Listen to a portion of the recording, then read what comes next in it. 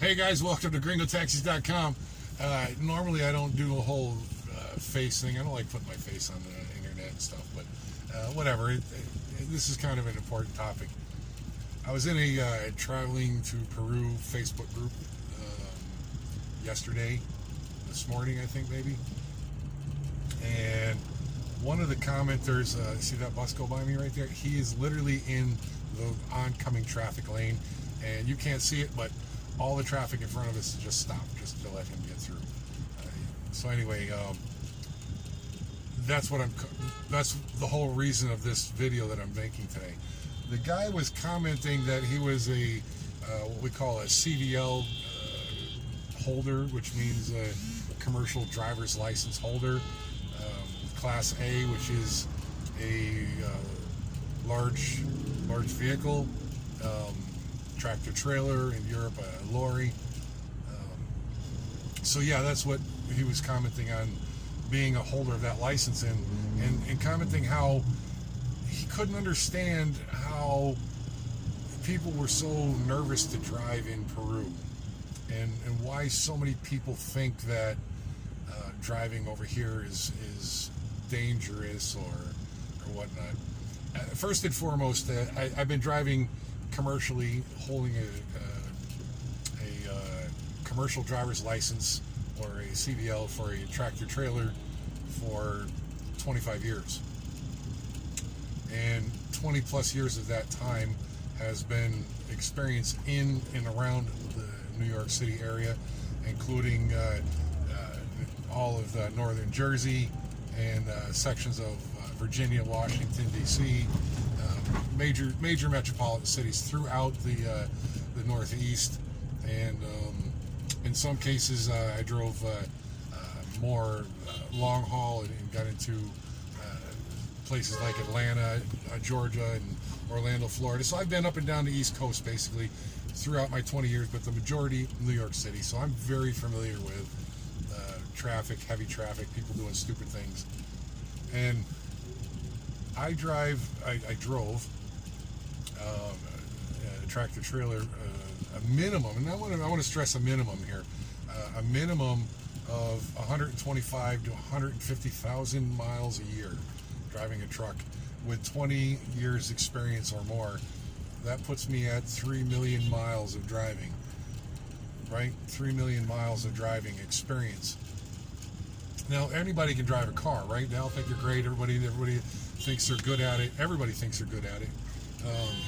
And the fact is, we have accidents. There's a reason why we have accidents in this world, and that is because not everybody who thinks they're good at it is actually good at it. So, this gentleman who was commenting about how you shouldn't be worried about it is dead wrong. You see me look straight at the camera? Sir, you're dead wrong.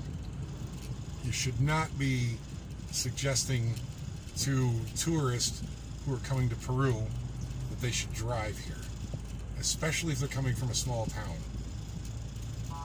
So I've qualified myself, gentlemen and ladies, I've qualified myself as a professional, as an expert in the driving area with 20 plus years experience. So this doesn't come easy for me to say, because I know some of you want to rent cars. I get it. I'm from the United States. I'm born and raised there. I get the freedoms and the liberties that you want to get around. I get all that. But if you come from small town Idaho somewhere and you've never driven in a major city on a regular basis, you are fully unprepared to drive in Peru. Bottom line. I'm not trying to be critical of you. It's not you that I'm critical of. It's the people that live here, the people that drive here are the problem, not you. You follow the rules, you understand the laws in a certain way, and then you come to Peru and you drive that way, what you know. And then the people all around you do what they know, which is in a different country and a different thought process. And over here, there's zero, and I want to stress this, again, looking straight at you, zero value on human life when it comes to people driving. And that's just the way it is. So my point is that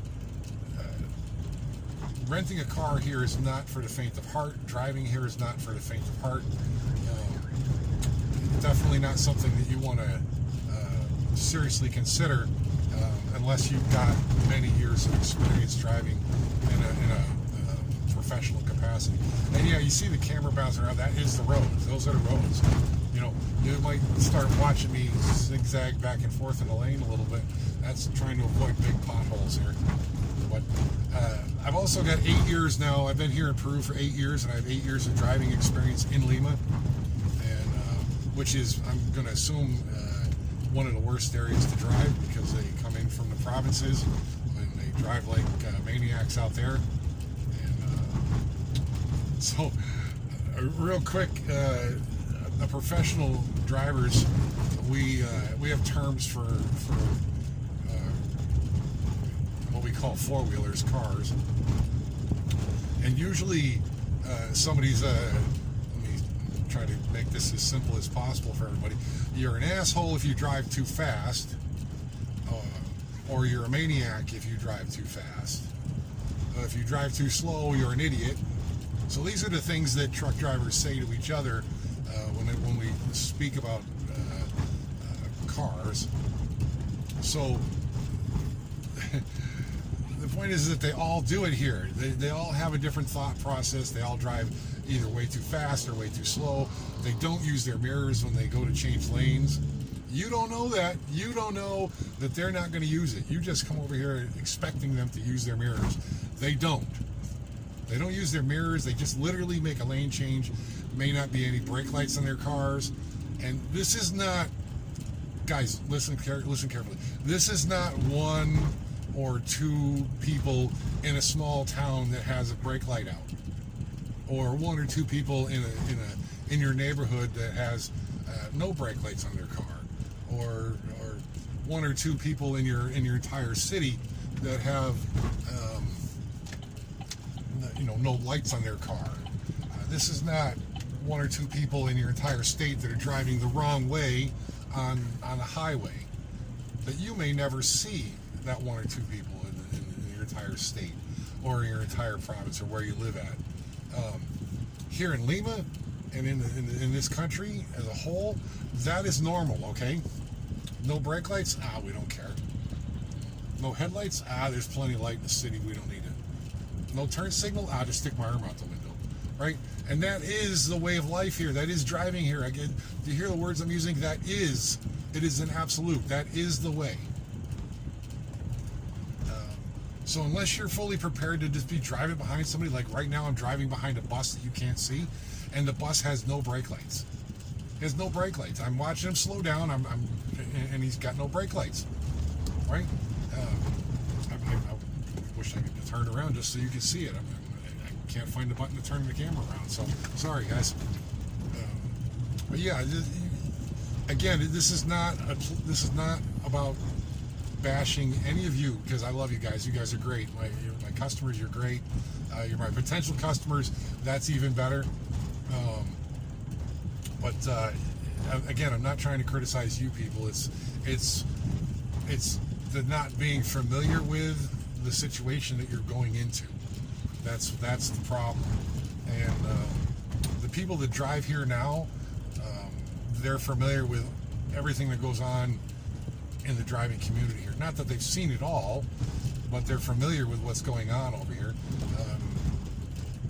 And me driving professionally, as that gentleman had mentioned that he did, for as long as I have, me making the adjustments to drive here was me stopping again. The guys didn't have no brake lights, just out of nowhere. Me making the adjustments to drive here in Peru and in Lima were relatively easy because I'm prepared for it anyway, right? Driving professionally, and for as long as I did, I was prepared for people to do, what we call stupid shit.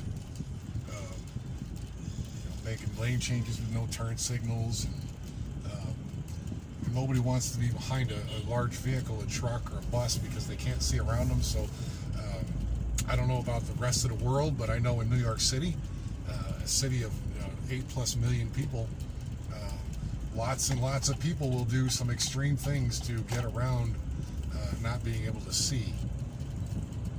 Some will drive up on sidewalks, some will cut you off at the last second or cut in. Long story short, they will do some really, really crazy stuff. And being ready for that, I was able to make the adjustments.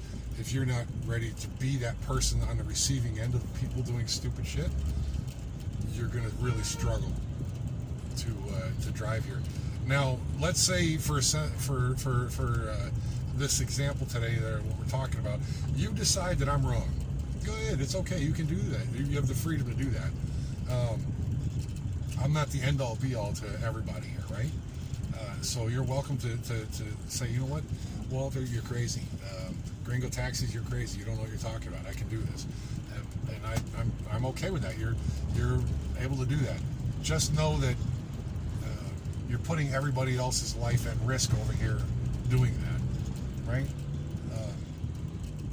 You're going to be putting other people's lives, and you wonder why. You say, why am I putting people's lives at risk? How am I doing that? You're doing it because you're going to come over here using the skills that you know how to drive, and they're not ready for you. So let me make this clear. You're going to be driving correctly, but the Peruvians around you are not ready for you.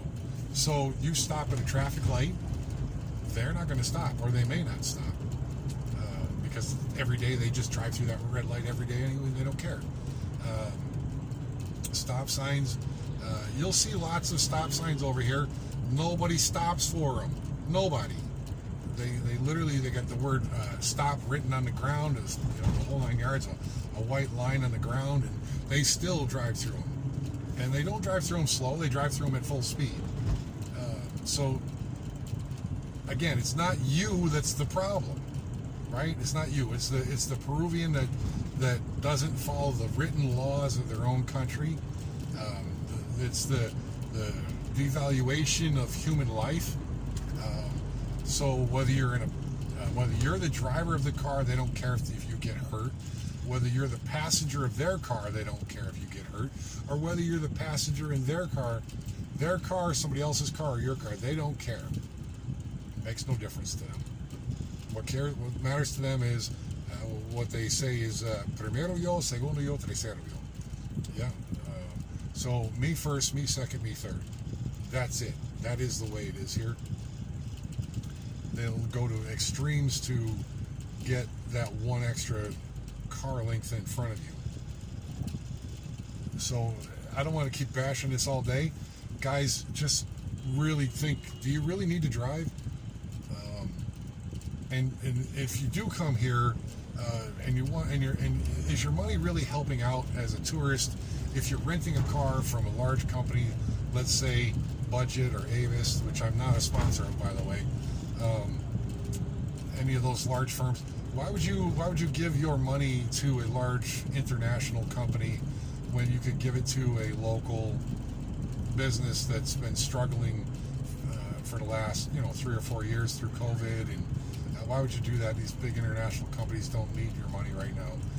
The small mom and pop stores do. The ones that have been killing themselves to stay in business so that they can take care of their families. But that's a whole other tangent. But please reconsider. I know I'm a taxi company, a business, and I know that my services are out there, and I know this may look like I'm trying to discourage people from doing what they want to do. That's not the intention here. The intention is for you to think, am I prepared to drive in these conditions? For you to think for yourself, am I prepared to put other people's lives at risk, following the laws, knowing that I'm doing the right thing, but also knowing at this point that Peruvians don't follow the rules. So are you prepared to deal with a traffic accident should one happen? Do you know the rules over here about how traffic works and how the insurance or non-insurance system works here? If not, you're in for a big surprise. I promise you're in for a big surprise. If you rent a car, you're probably never going to see your deposit back. literally anything on your car. Obviously, even in the U.S., any kind of scratches on them. But over here, they take it to the next level. We have speed bumps in the road everywhere. I haven't experienced that many on this ride here, but a few of them on the ride. But they're everywhere, and if the springs are not right, shocks are not correct, you're going to scratch the underneath side of the car when you go over these speed bumps. And yes, believe it or not, they've taken pictures of the underneath side of the car just so they can charge you for the damages. Many people have been quoted a price, $39 a day or what have you.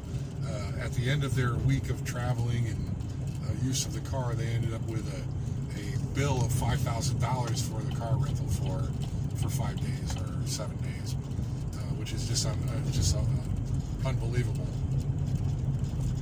And this is what I call par for the course here. It's par. It's normal. So those are just a few of the things you really should be considering. Again, I'm a professional driver. I've been driving for 25 plus years in a professional capacity. I'm not 20 years old telling you this. I'm well into my 50s at this point. So, yeah, this is not a place that you just want to just go out and rent a car and consider the source. I've got a reputable name online. I've been a solid contributor to these different Facebook groups over the years. Please just know that I'm telling you the real deal here. I'm not some Joe Blow that just showed up in Peru for 2 weeks and rented a car and didn't have any problems, trying to tell you that everything is going to be fine and dandy. That's not me. I'm a person that's been here for 8 years, driving here for 8 years, and telling you that it's a very high risk situation to put yourself in over here in Peru. Okay, guys. So with that said, I'm going to go. I'm stopping for fuel here on the side of the road. So enjoy your trip. Come over here, whether you use gringotaxis.com or you hire a local, that's up to you. We'd love to have you. We'd love to see you. And I guess that's about it, man. Don't forget to use the travel code, discount code, Travel Peru, all capital letters, and get yourself a discount on Gringo Taxi Services. Take care, guys. We'll see you later. Bye.